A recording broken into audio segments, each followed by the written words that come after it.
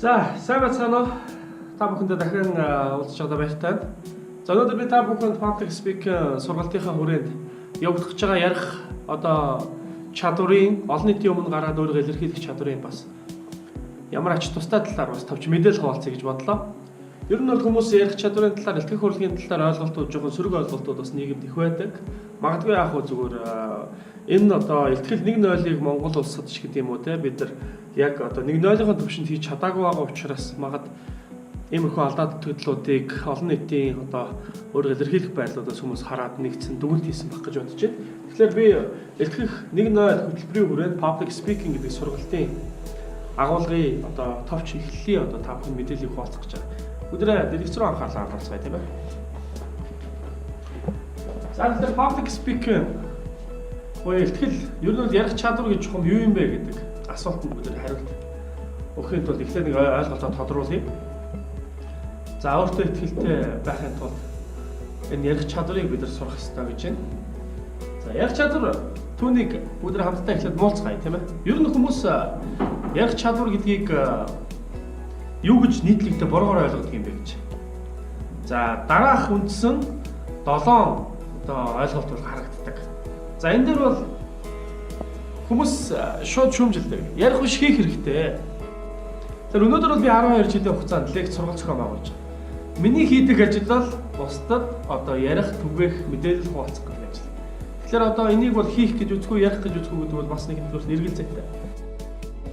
Хоёрт хоосон ам шалдан гоё.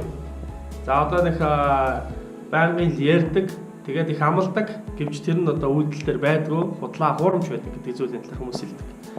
За дарга болох хийрхлүүд бас энэ ярих чадвартай холбоотой байна гэж маш олон шүүмжлүүд гарч ирсэн.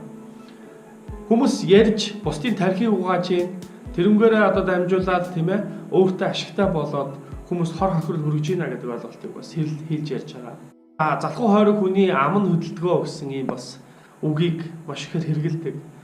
За ажил ам нь зөрдөг, ажил ам хоёр нь зөрдөг.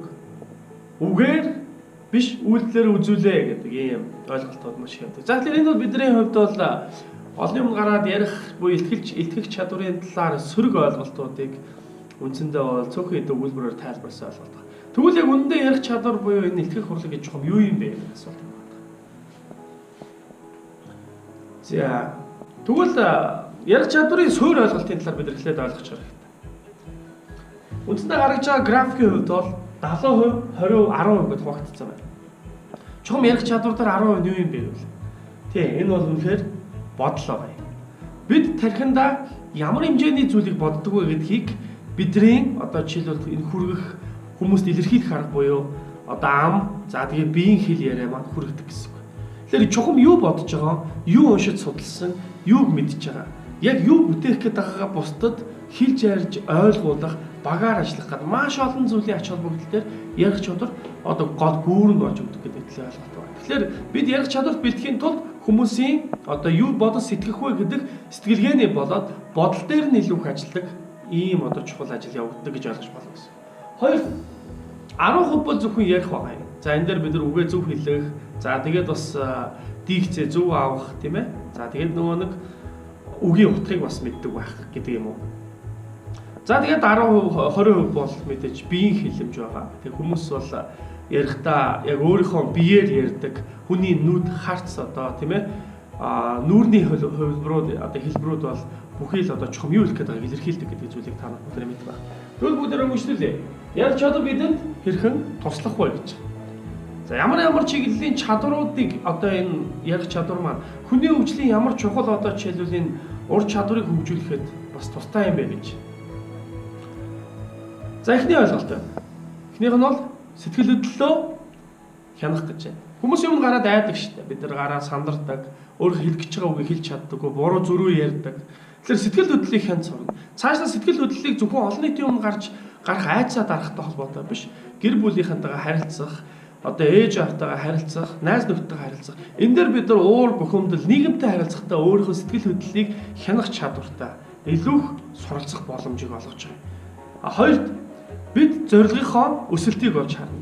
Хүмүүс бүгд л зорилго тодорхойлсон байгаа. Гэвч бид яг өөрийнхөө зорилгыг маш сайн бодох, маш сайн эргэцүүлэх тэр боломжийг ярих чадварын одоо энэ сургалтууд биднэрт олгож эхэлдэг. Тэгэхээр илүү ярьж байгаа хүн болгон өөрөө бусдад зориг хүрэх одоо зорилгын хүрээнд ярьдаг.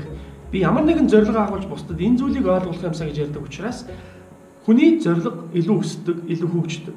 Бас зорилгожих чадвар нэмэгддэг гэсэн. Өдөр тутамдаа шийдвэр гаргаж чинь бизнесийн байгууллагуудтай, эсвэл улс төр дээр, эсвэл одоо юу гэдгийг тийм ээ өнөөдрийнхөө амьдрал дээр гаргаж байгаа жижиг том гэлтгүй шийдвэрүүдийг бид нар гаргахдаа ярих чадрын урлагаас илүү их доолж хардаг гэж ойлгож болно гэсэн үг. За тэгэхээр шийдвэр гаргах чадвар бол өсөх нь тодорхой байна. Орчин нөөцийг үнэлэх гэж байна. Өнөөдөр өөрийнхөө амьдралын үн цэнийг ойлгож харах. Яг л ярих чадрын хичээл дээр ерөнхийдөө илэрхийлэгдэнэ гэдэг маань хоосон ярих, ерөнхий ярих тухай ойлголтоос илүү жишээн дээр, факт дээр тулгуурлаж эсвэл өнөөдрийн болсон үйл явдал өөрийнхөө амьдралаас их сурвалж авч ярьдаг учраас бид өөрийнхөө орчныг, өөрийнхөө өнөөдрийн байгаа нөөц бололцооныхоо үн цэнийг мэдэрч эхэлдэг. Өнөөдөр гаргаж байгаа жижигхэн алдаамны хүртэл надад ямар том сормж бодгоо гэдгийг суралцах боломжийг олгодог утгаараа энэ бол орчин нөхцөлийг үнэлэх чадварыг бас нэмэгдүүлдэг гэж ойлгож болох юм. За ёс зүйн төлөвийг нэмэгдүүлнэ. Мэдээж хүмүүсийн өмнө гараад бид өөрийнхөө биеийг авч явах, мөн бас бусдад заа сургаж байгаа хувьд өөрөө өөрийнхөө амьдралаар үлгэрлэх гээд ёс зүйн хэм хэмжээ буюу нөгөө нэг хүний шударга байдал хэлсэн үгэндээ байна гэдэг энэ ирмэлцэл. За нөгөө хүний одоо яадгийн этик буюу тийм ээ хүнийг хүндлэх байдал, тэгжиж бусдад хүндлүүлэх гээд маш олон хүний одоо ёс зүйт төлөвийг хөгжүүлэх шаардлагуудыг бий болгож байдаг. Даваа талтай энэ чадрыг бас хөгжүүлнэ гэж ойлгож болно. За тэгээ өөртөө итгэх ба бие даах чадварууд нэмэгдэнэ. Монголд бол өнөөдөр бол ар гэрээсээ хараат тулцсан, хин нэгэн санхүүжилтийн одоо хүнээс хараат тулцсан амьдралууд явагдаад байдаг. Гэхдээ өөртөө итгэх итгэлийг бусдад өөрийнхөө үзэл бодлыг илэрхийлж чаддаг байдал нь улам нэмэгдүүлдэг гэдэг нь бол энэ бол түүхийн хувьд ч тэр шинжлэх ухааны хувьд ч тэр батлагдсан ойлголт байгаа. За ингээд сүүлийн ямар чадварыг хөгжүүлдэг вэ гэхээр суралцах сонирхлыг нэмэгдүүлнэ гэж. Хүмүүс боловсрол эзэмшихээр өглөө болгоо нэгд өдөр хичээлдээ явдаг, сургуульд явдаг, за магадгүй зарим нь ажлынхаа ажил руу явдаг суралцахын тулд. Гэхдээ суралцах хүсэл сонирхлыг яаж бий болгодог вэ гэхээр бусдад ер нь бол ярих нь хүний суралцах аргын 80-90% хүнд бүрдүүлж өгдөг. Бусдад ярьж ич та өөрийнхөө судалж олж мэдсэн зүйлийг илүү сайн өөртөө тогтоон ойлгодгоо гэсэн ойлголтыг нэмэгдүүлдэг утгаараа ярих чадвар бол энэ одоо энэ сургалтанд хамрагдсанараа энэ 6 төрлийн 7 төрлийн үндсэн чадварыг бид нар хөгжүүлэхээр одоо өөртөө анхаарал хандуулж байна буюу хүнийхээ хөгжлийн одоо үндсэн суурь чадварууд дээр бид нар маш том хөрөнгө оруулалт хийж байна гэж ойлгох боломжтой гэсэн үг байна. За тэгэхээр бидэрт бол та бүхэнд ярих чадрын ач холбогдлын тавчхан ойлголтын талаар ярьлаа. Ярих чадрыг хүмүүс буруугаар ойлгодог, нийтлэг буруу ойлголтуудын тухай бид нар багч гисэн залруулах хийхийг та бүхэнд хүргэхийг эрмэлзсэн юм. Ингээд маргаашийг илүү сайхнаар бүтээхийн тулд өнөөдөр яг өөртөө та шаардлага тавих, өөрийгөө шинжлэх, шин төлөвөөр өөрийгөө бий болгохын төлөө эрмэлзэх хэрэгтэй. Бүгдээрээ ярих чадрын сургалтанд нэгдэсгээгээрэй. Баярлалаа.